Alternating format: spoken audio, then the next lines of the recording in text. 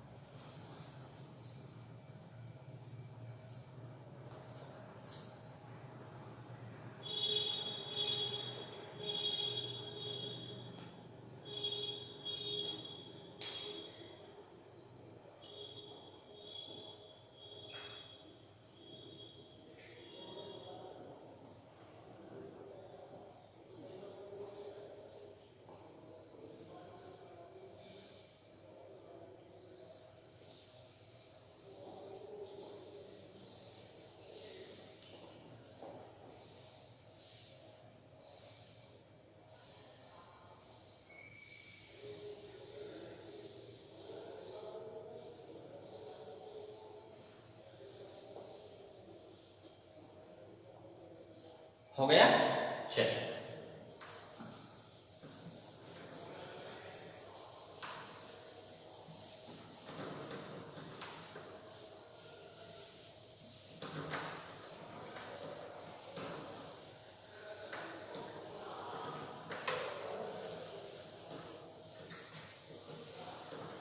अब यहां पर हमको एक चीज मिल गई, क्या मिली है कि आई डब्ल्यू बराबर होता है आई नॉट cos फाई 0 और आई एम हमको मिला, वो मिलेगा आई नॉट साइन फाई 0।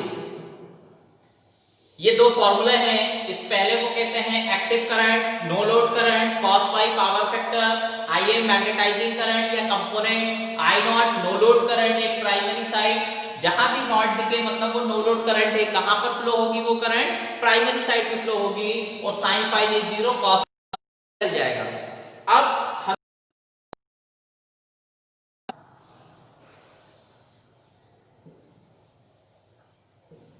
यहाँ था x0, यहाँ था r0, इधर था i नॉट, इस जगह था अपना iw, इधर था im। ये सर्किट कहलाता है नो लोड सर्किट। यहाँ पर अगर मुझे ओम्स लॉ लगाना है इस सर्किट में, ध्यान से देखिए, इसमें ओम्स लॉ लगाना है तो v इक्वल टू होता है IR, Ohm's law v equal to IR। अगर मैं इस रेजिस्टेंस की बात करूं तो यहाँ रेजिस्टेंस कितना दिख रहा है, R0। इस रेजिस्टेंस में जो करंट जा रही है उसको हम क्या कहेंगे, IW, और जो इसमें वोल्टेज होगा उस वोल्टेज को हम बोलेंगे V नॉट। V नॉट मतलब होता है प्राइमरी साइड वोल्टेज, जो भी वोल्टेज है प्राइमरी साइड में वो कहलाता है V not.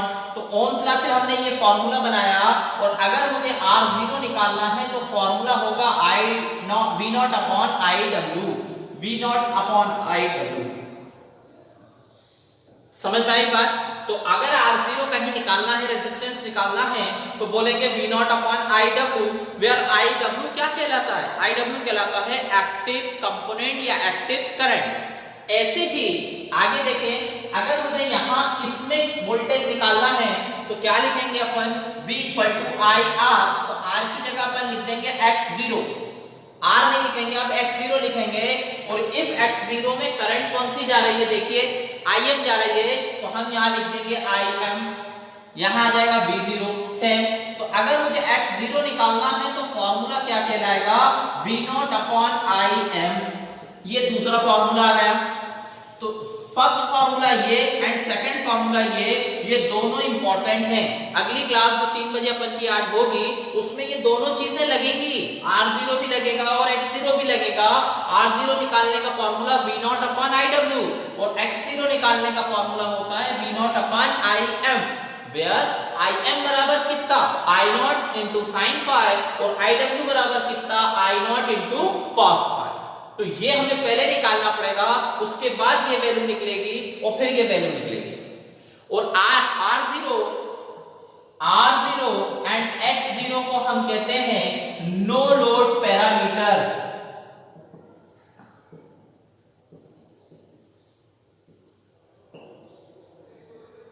No load parameters R0 और X0 कहलाते हैं नो लोड पैरामीटर्स। यहाँ R0 और X0 ही निकालने को पूछा जाता है तो उसको हम बोलेंगे नो लोड पैरामीटर्स। इसको उतार लीजिए, बहुत इंपॉर्टेंट टॉपिक है ये, no load circuit and no load phasor diagram. इसमें लास्ट में हमें R0 और X0 ही निकालना है। स्टार्टिंग में हमें IW IM निकालना है, उसके बाद R0 और X0 निकालना है।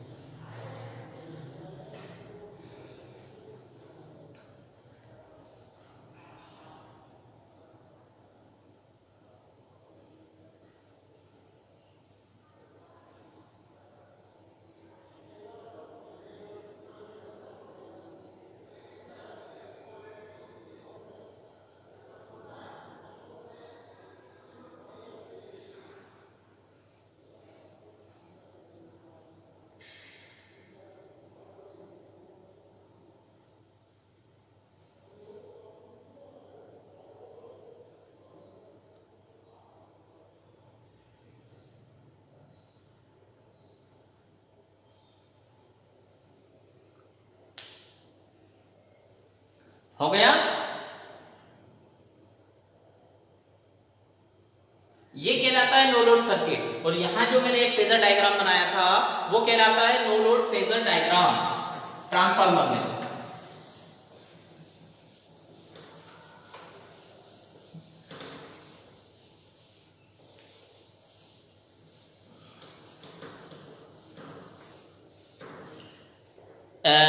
मैकेनिकल डिप्लोमा 3rd सेमेस्टर में टोटल 4 सब्जेक्ट इस बार आपको हैं और 4 में से जो सबसे ज़्यादा रुकेगा वो BEEE ही रुकेगा। BEEE में सिलेबस बहुत ज़्यादा है, आप लोगों को टफ पड़ेगा। बाकी थ्योरी के पोर्शन हैं सब में, सब सब्जेक्ट्स में वो आपसे निकल जाएंगे, BEEE नहीं निकलेगा। आप अपने पुराने जो सीनियर हैं उनसे आप पूछोगे तो आपको लगेगा कि हाँ ये बात सही है, BEEE के अंदर सबसे ज़्यादा बेक होते हैं। तो आप सभी से रिक्वेस्ट है और बिल्कुल आप लोग इस चीज़ को ध्यान रखें, जितना हो रहा है उतना पूरा अपडेट करें, पूरा कॉपी में उतारें, पूरी कॉपी अपडेट कर लें, कहीं पर भी कुछ भी आप लोग छोड़े नहीं, क्योंकि पेपर बहुत टफ आता है BEEE का। अगर आपने BEEE में मेहनत नहीं करी तो फिर आप लोगों को दिक्कत हो जाएगी, ठीक है। इसलिए आप लोग BEEE में मेहनत करिए। अब अगली हेडिंग डालना है अपन को वॉट मीटर।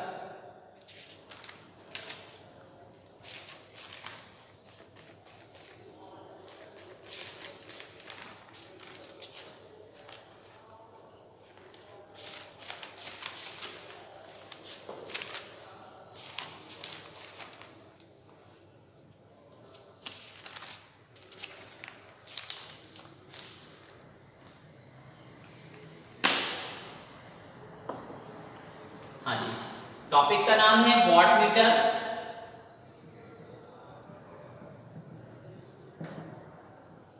इसको W से शुरू करते हैं। वॉट मीटर इलेक्ट्रिकल के अंदर कुछ इक्विपमेंट होते हैं, जैसे suppose volt meter, ammeter, watt meter, resistance meter, tachometer, rheostat. तो वोल्ट मीटर क्या करता है? वोल्टेज को मेजर करता है। एमीटर क्या करता है? करंट को मेजर करता है। ओमीटर क्या करता है? रेजिस्टेंस को मेजर करता है। ऐसे ही वॉट मीटर होता है, वॉट मीटर क्या करता है? पावर को मेजर करता है। पावर की यूनिट क्या होती है? वॉट। तो उस पावर को मेजर करने के लिए हम वॉट मीटर का यूज करते हैं। तो वॉट मीटर क्या करता है? पावर को मेजर करता है। अब ये जो वॉट मीटर होता है, इस वॉट मीटर के अंदर दो कॉइल्स होती हैं। वॉट मीटर के अंदर दो कॉइल्स होती हैं, ठीक है। ऐसी आपको दो कॉइल्स मिलती हैं वॉट मीटर में। वॉट मीटर क्या करता है? पावर मेजर करता है। तो पावर का फॉर्मूला क्या होता है? P बराबर V इंटू आई। V मतलब वोल्टेज, I मतलब करंट। यहां पर ये जो वॉट मीटर है, ये सिंबल वॉट मीटर का है। तो ऐसा कहीं अगर सर्किट बने, इसका मतलब वो क्या लगा है? वॉट मीटर लगा है। कहीं पर अगर ऐसा V दिख के गोला बना है, मतलब वो वोल्ट मीटर है। कहीं पर ऐसा आपको एम्पियर लिखा हुआ है, ऐसा गोला बना है, तो ये क्या है? एमीटर है। ये एमीटर है, ये वोल्ट मीटर है। और ऐसा कहीं दिखे ये W लिखा है, इसका मतलब वो क्या है? वॉट मीटर है। अब वॉट मीटर क्या करता है? पावर मेजर करता है। पावर का फॉर्मूला क्या है? V इंटू आई। यहाँ पर दो चीजें हैं, V भी है और I भी है। तो वॉट मीटर के अंदर दो कॉइल्स होती हैं। एक कॉइल मोटी होती है और एक कॉइल पतली होती है, ठीक है। एक तार मोटा होता है, दूसरा तार पतला होता है। जो ऊपर वाला तार है ये कहलाता है करंट कॉइल, ये कहलाता है करंट कॉइल, ये करंट बताती है। दूसरी ये जो कॉइल है ये क्या करती है? ये वोल्टेज बताती है। तो करंट कॉइल अपना करंट बताएगी, वोल्टेज कॉइल अपना वोल्टेज बताएगी। वॉट मीटर दोनों का मल्टीप्लाई करके आपको क्या करता है? रिजल्ट बताता है। यूनिट इसकी क्या होगी? वॉट होगी। तो पहली चीज, वॉट मीटर क्या करता है? पावर को मेजर करता है, पावर बताता है। वॉट मीटर के अंदर दो कॉइल्स होती हैं। फर्स्ट कॉइल का नाम करंट कॉइल, सेकेंड कॉइल का नाम वोल्टेज कॉइल। फिर इसमें से जो करंट कॉइल होती है वो मोटे वायर की होती है, जो पतला वायर है वो वोल्टेज कॉइल कहलाती है। अब बात कर लें रेजिस्टेंस की, तो इसका रेजिस्टेंस कम होता है, इसका रेजिस्टेंस ज्यादा होता है। किसका रेजिस्टेंस कम है, किसका ज्यादा है, वो समझते हैं।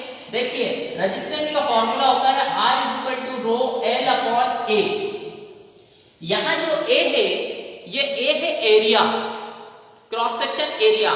तो जिस वायर का एरिया बड़ा होगा, जो मोटा होगा, उसका रेजिस्टेंस कम होगा। इनवर्सली प्रोपोर्शनल है दोनों, मतलब ये ज्यादा तो ये कम, ये ज्यादा तो ये कम।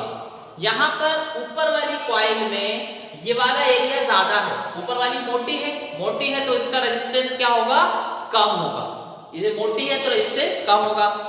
ये जो वोल्टेज कॉइल है ये क्या है? इसका रेजिस्टेंस ज्यादा होगा। क्यों होगा ज्यादा? क्योंकि उसका जो एरिया है वो कम है। एरिया कम है तो रेजिस्टेंस क्या होगा? ज्यादा होगा। फॉर्मूला, ये वॉट मीटर का सिंबल कैसे बनाते हैं?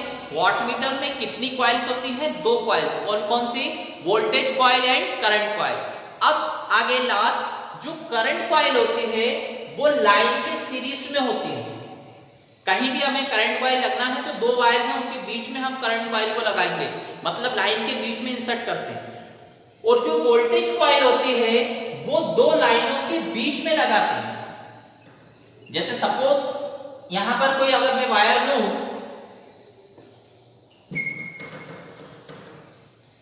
और वॉटमीटर, जैसे सपोज ये वायर है, इस वायर में हम यहाँ एक कॉइल लगाएंगे, बीच में इंसर्ट कर देंगे उसमें करंट कॉइल। और अगर मुझे वोल्टेज मेजर करना है इसी वॉटमीटर में तो यहाँ इन दोनों के बीच में लगाऊंगा, यहाँ पर और यहाँ पर, ये कहलाता है wattmeter.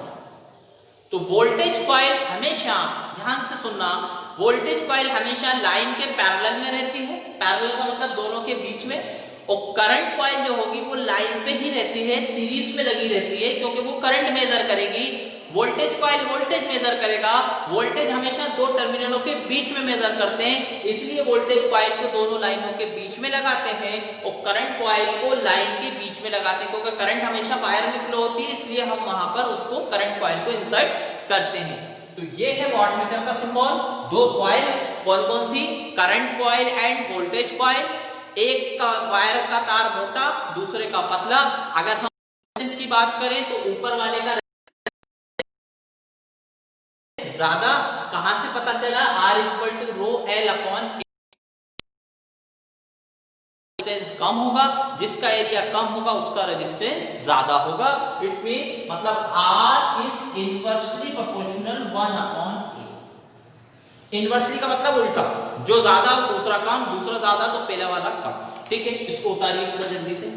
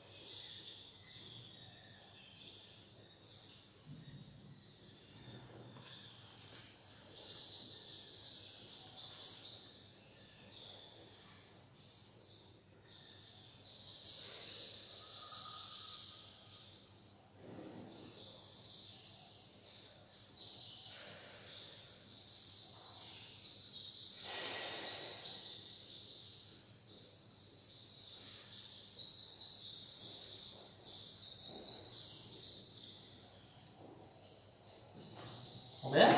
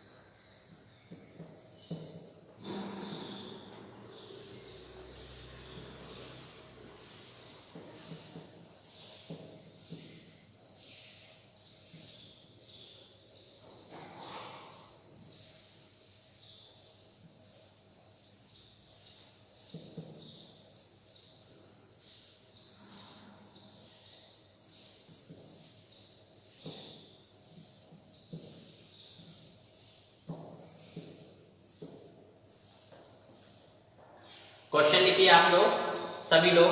Find current across 3 ohm resistance, find current across 3 ohm resistance by using, find current across 3 ohm resistance by using nodal analysis method. इस क्वेश्चन को नोडल से सॉल्व करना है। Find current across 3 ohm resistance by using nodal analysis method.